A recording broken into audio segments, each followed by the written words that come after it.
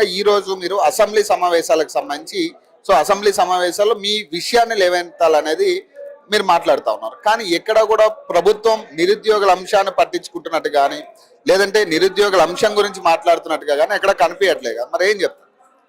ఇక్కడ వాళ్ళు పట్టించుకునే వాళ్ళైతే ఇప్పుడు మేము గ్రూప్ 1 కేసు కోసం కోర్టు ఈ రోజు కూడా హియరింగ్ నడుస్తోంది. అది ఉండేది కాదు.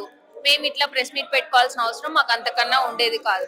మెయిన్ థింగ్ ఏంటంటే ప్రభుత్వం కంప్లీట్ గా నిరుద్యోగుల విషయంలో ఫెయిల్ అయిందండి. నార్మల్ గా చూసుకుంటే ఓన్లీ నిరుద్యోగుల విషయంలో కాదు, చాలా ఆస్పెక్ట్స్ లో ప్రభుత్వం ఫెయిల్ అయింది. ఇదైతే షూర్ గా చెప్పగలుగుతాం. అండ్ మోర్ ఆఫ్ మేము నిరుద్యోగులుగా మేము ప్రభుత్వాన్ని డిమాండ్ చేసేది ఏంటంటే అసలు మీరు ఎందుకు మా సమస్యను పట్టించుకోవట్లేదు, మీరు చేస్తే చేస్తా అని చెప్పండి, లేదు అంటే లేదు అని చెప్పండి. ఇప్పుడు మేము ఈ త్వరలో ఇస్తాం అనుకుంటూ పోతే అందరూ మీరు ఇచ్చే నోటిఫికేషన్స్ కోసం అట్లా కూర్చొని టైం అంతా అయిపోతుంది, వాళ్ళ ప్రీషియస్ టైం అయిపోతుంది. దానికి ఎవరిని గిల్టీ చేయాలి? ఇప్పుడు మేము ఖచ్చితంగా ప్రభుత్వాన్నే కదా.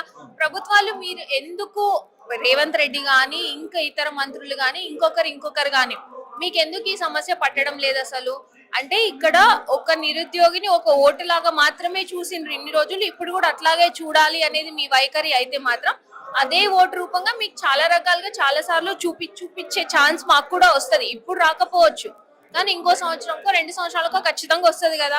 అంతదాకా తీసుకోపోవద్దు. ఇంకా అన్నిటికంటే ముఖ్యం ఏంటంటే చాలా ఆత్మహత్యలు జరుగుతున్నాయి నిరుద్యోగులవి. మరి వాటికి సంబంధించిన రెస్పాన్సిబిలిటీ ఎవరిది?